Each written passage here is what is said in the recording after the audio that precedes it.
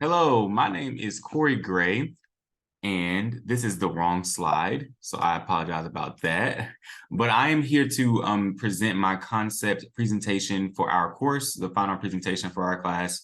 My presentation is entitled The Common Thread, and it is specifically talking about the thread between cognitive development and cognition. So this session is designed for K through 12 educators. It really is designed for K through 20 educators, any educator or anyone who's just interested in how the brain operates when it comes to teaching and learning. This session is for them. So let's go ahead and jump right into it. So my plan for this setting is to go over this session as if I'm teaching it in a virtual setting. However, there are moments within the session that cause for reflection, and there's different activities embedded within the session. So at those times, I will bypass those and just kind of explain what's supposed to happen for time's sake. But let's go ahead and get started. So our agenda for today, I don't know why my computer keeps doing that, is we're going to start with an opening activity. My hope is that during this session that educators can also take things from this session to their classroom, and it's not just a sit and get or a lecture. So there will be certain instructional strategies that I incorporate in this session that I hope educators can use in their classroom. So the open activity will be that I hope to then connect to the session. I then would briefly talk about brain development and what happens and what the brain looks like within critical periods, and what those implications are for us as educators, and then jump into cognitive development and cognition, and then give our educators some aha moments or some at-home activities. And when I say at-home activities, I very much mean things that they can take home with them. I'm not asking educators to do these things within the context of their actual homes, but just home as far as their school context goes. So for our opening activity, we're going to do an activity called Quick Draw. This is a really cool activity that I've done with my elementary and middle school math courses and students. I'm going to show you an image, and I will have this image up for a few seconds. While that image is up, you are not to write, you are just to analyze that image. I will then remove the image, and once the image is removed, you will then have about 20 seconds or so to recreate that exact same image on your paper. So again, you get to see it. Once it goes away, you just basically quickly draw the image to see if you're accurate. So here's an example of that. Here's the first image.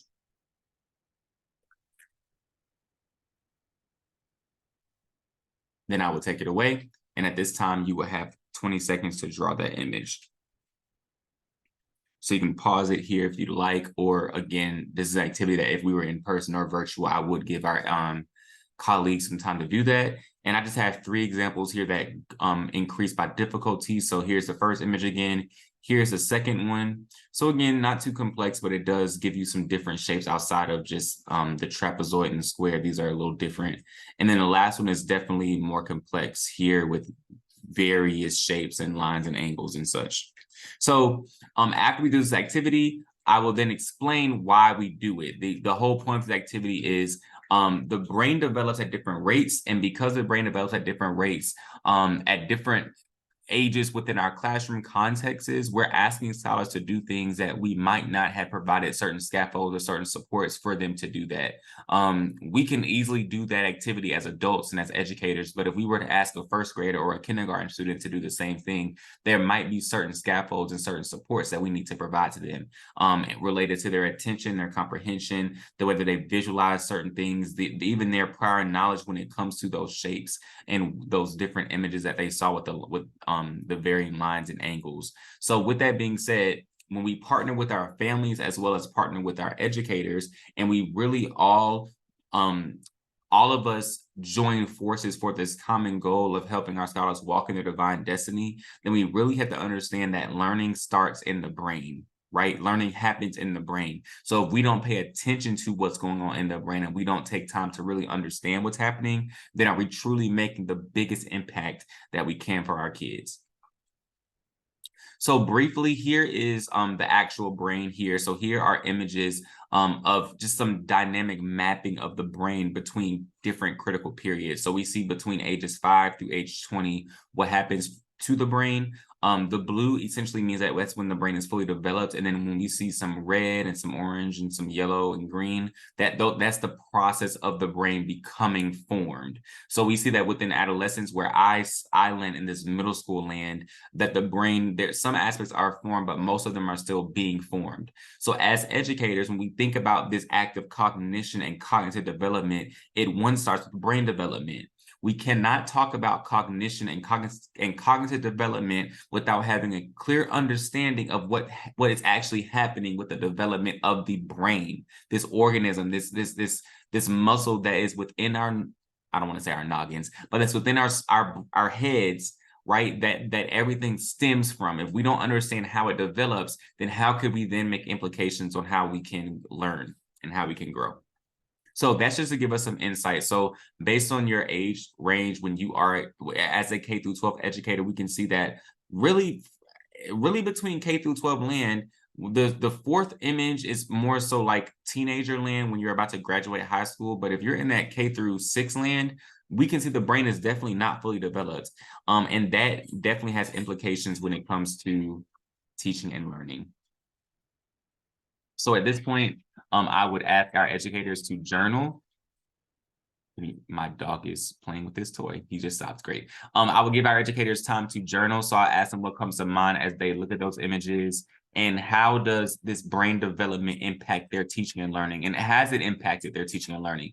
So just taking a few minutes here to reflect on what we talked about. So taking a pause to actually reflect on the knowledge that was just acquired in these slides. And now we'll move on. Following the journal, we will then get into cognitive development and cognition. So the bulk of today's session, or the bulk of what we want to really highlight for these educators. So one is that cognitive development, in its simplest term, is the construction of thought processes. So essentially, how does one think, and how does the thinking and learning process begin to form and begin to also formulate through life experiences, through environment, and through interactions with other individuals as well. There's so many different theories that are out there. One of the primary essentially fathers of cognition is Piaget, and in many of his articles and many of his findings, we see this thread of cognition and how cognition is formed by multiple factors. And we then see other researchers who have come after Piaget and have essentially either agreed with him or said like, hey, no, there's other factors that are important or as important or that are in complete contradiction to these original tenets for cognitive development. So also a video that I would play, but for our time, I won't play it. So then here are some other theories that I just kind of talked about, how, again, we said that it starts with this intelligence about how it's all about this flexibility, that while you're in this environment, everybody has a schema, and learning happens through our adaptation of our new schema. So as new things are introduced to us in our environment, how does our brain adapt to these new things being introduced? And that's how learning happens. But then other individuals have said, well, environment doesn't matter as much. It's more about how you mentally and how you physically just mature. As you get older, you should learn more, right? But then there's others who have said, well, no, actually, no, it's environment and it's social interactions. Like, these two things are critical. So again, there's so many theories out there, and it makes it hard for us as educators to think, who do we actually believe, right? But as we said, with this whole theme about this common thread, there is a common thread between every researcher, every theory out there. And that common thread is that at the core, it's all about how students learn and think, not about what they learn and think. That's the common thread. The common thread is, how do kids learn? How do kids think? So going back to the core about how it's really about how students learn and think, there have been other theories and other frameworks that have come out of that are specifically highlighting, again, how kids think. So that's about the zonal proximal development, about how there's struggle and there's frustration that comes in, and we have to really think, is this a skill problem or a will problem?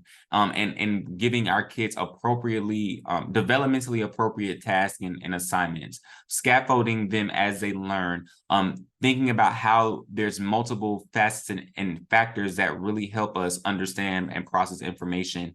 And then there's Gardner, one of the well-known theories of multiple intelligence, Gardner's theory here, about how there's, I believe that he said there's even, I want to say 8. I should have researched this. I think there's 8. 8 different intelligences, all in different areas that our scholars can exhibit, and we should be honoring and celebrating those. So again, with all these said, the common thread is that it's all about how they learn. So let's do an example here to give you an idea of what's happening when we ask our kids to receive information and learn things. So here's a common example. I'm going to project a list of words to you that are going to come in this particular order. Without writing those words down, I want you to remember every word that I say, and you will then recite those words back in order, or write them because we're virtual. You want to write them in order based on the exact order that I said. And you will only have a few seconds per word. So here we go.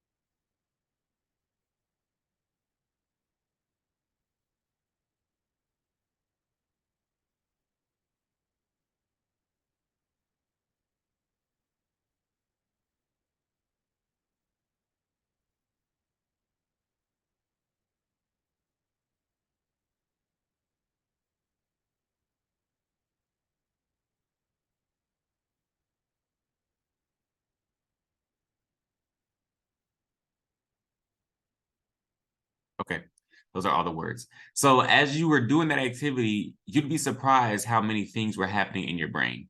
One, you had to use your attention to stay focused to actually understand, as these words were projecting in different directions and in different ways, you had to think about the order again because of the task that was required. You then had to use your working memory to remember the words, and your short-term memory to remember the order as they were coming to you. You had to comprehend what these words meant, because the meaning could also help you understand connections, which then goes back to understanding the order. You get to also use your visualization skills, making meaning of the words that you saw. So being able to understand what the word cloud means and how a cloud is different than snow, to be able to successfully complete that task. So you're doing multiple things. And we think about cognition, that's really what it is. It's being able to use multiple areas within our brain, multiple brain skills to be able to produce something, to be able to successfully complete a task or an assignment. So essentially everything has to work together to produce an end result. And as educators, it's our job to help our scholars make those connections with all those skills to then be able to produce whatever they're trying to produce. So here are some key takeaways. So when we think about cognitive development, growth is in the name, development. There, it is a process that scholars are developing their cognition as their brain fully develops. And this whole idea of cognition, again refers to how they learn and think, or what's going on in their minds when they're engaged in this act of learning. And then science of learning is not new. This is something that there might be a new name on it, but this idea of being targeted with our approach on how and not just what, that is what we understand with science of learning. And then the last point is that cognitive development is the root cause of memory, attention, comprehension, and executive functioning. So when you think about all these big things that we see in our classrooms, how our kids are not able to executively function, or they have comprehension problems, or they can't focus in class, those are all symptoms of this root cause of cognitive development. And if we focus on cognitive development, then we will see these symptoms begin to dissipate.